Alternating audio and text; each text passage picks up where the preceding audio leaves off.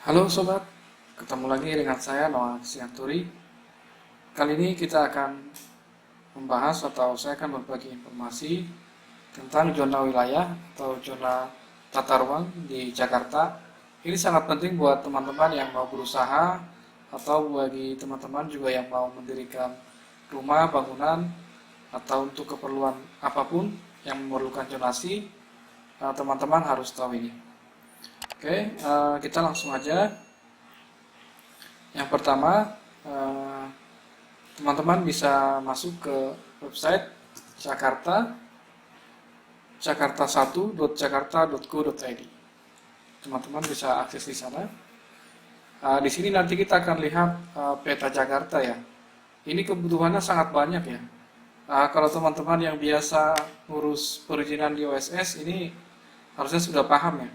Ini sangat dibutuhkan karena kalau kita berusaha di suatu wilayah tidak sesuai zonasi pasti akan ditolak. Kita coba cek, klik aja peta yang ada di sini.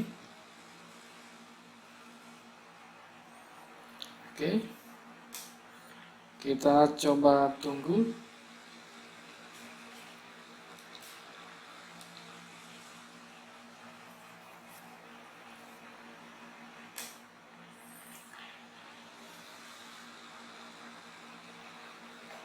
Oke, masih loading.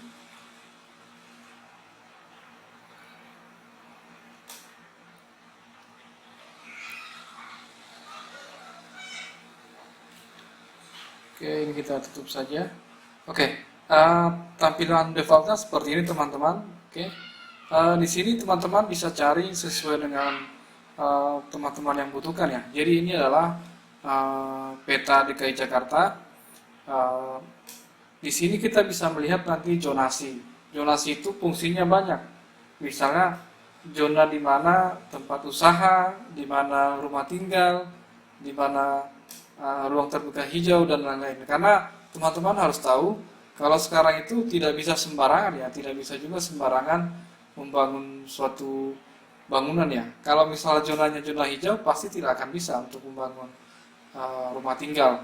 Sebaliknya juga rumah tinggal tidak akan bisa dibangun tempat usaha karena itu ada aturan-aturannya atau tempat kantor.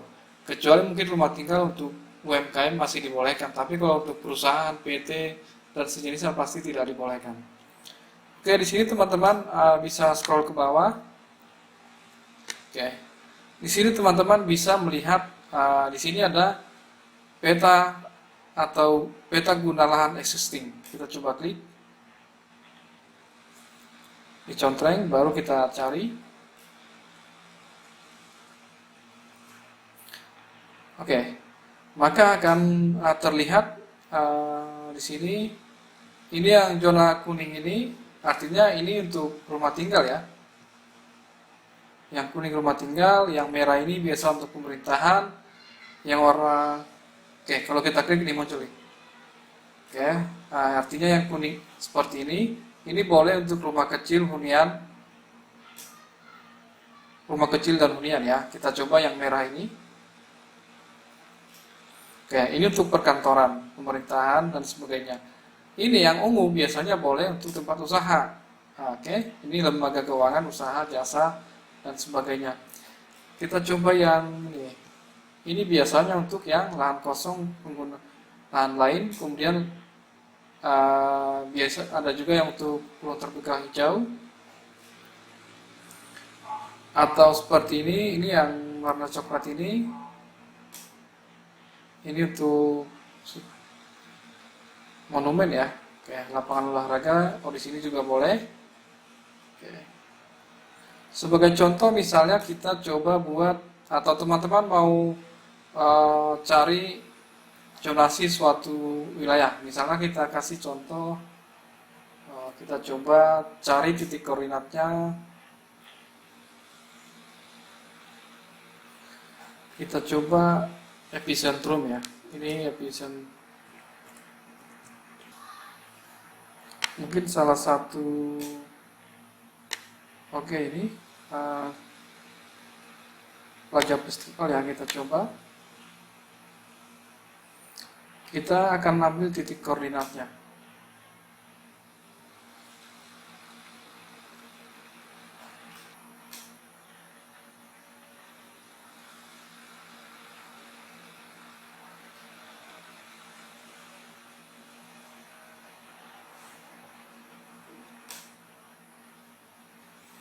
Oke, tadi nih pasar festival kita coba copy koordinatnya, kemudian kita coba centang untuk peta guna lahan existing. Kita coba buatkan di sini. Kemudian kita sudah pastikan koordinatnya, kita coba cari.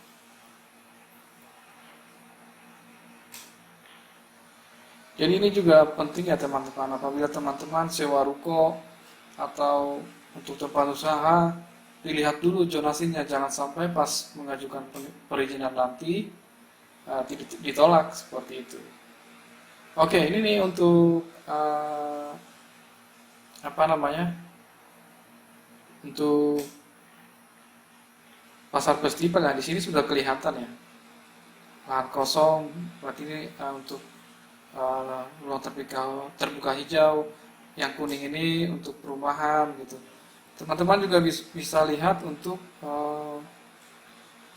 rencana tata ruangnya. Kita coba klik. Ini yang terbaru ya, Perpres 60 tahun 2020, dicentang aja, kemudian klik.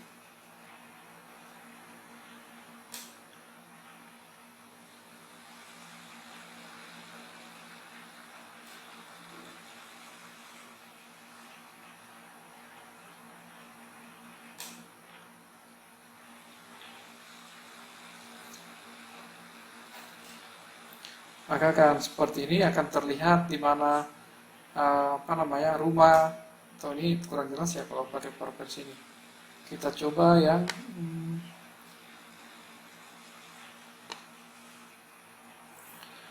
peta ruang terbuka hijau, peta bangunan. Kita coba peta rencana kota.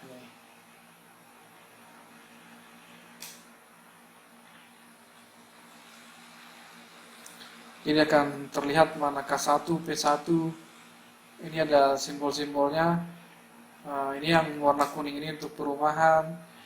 Oke, ini masih lahan kosong. Ini kalau di sini kawasan ini boleh nih tempat usaha. Ini untuk pemerintahan.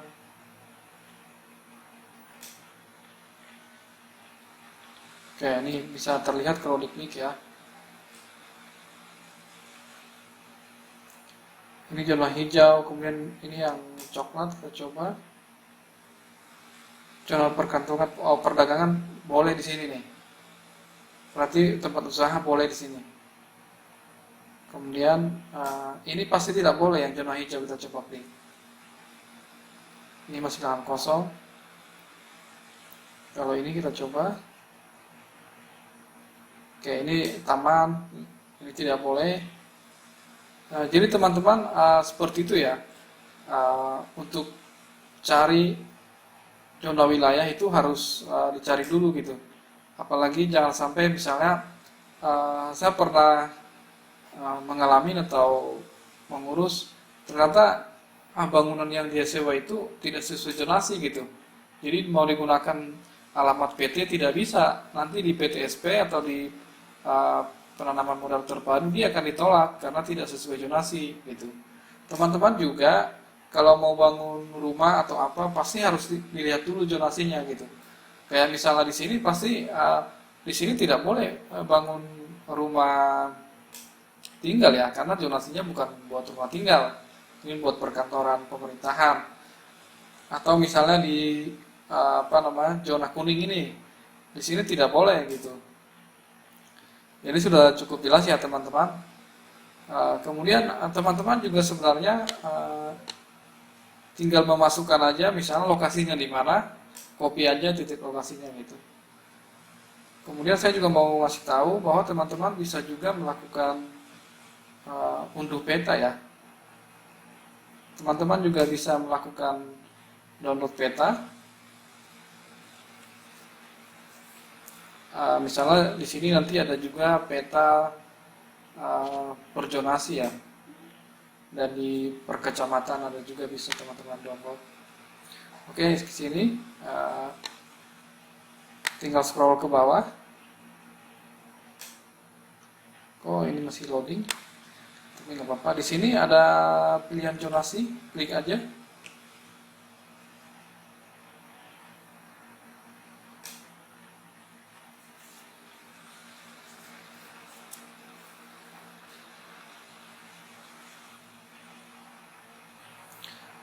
Oke, di sini dibagi per kecamatan ya, teman-teman bisa download sesuai dengan kecamatan yang Anda butuhkan ya. Nanti teman-teman download, kemudian dibuka, bisa dilihat di satu persatu berdasarkan warnanya, dan di situ juga ada keterangannya.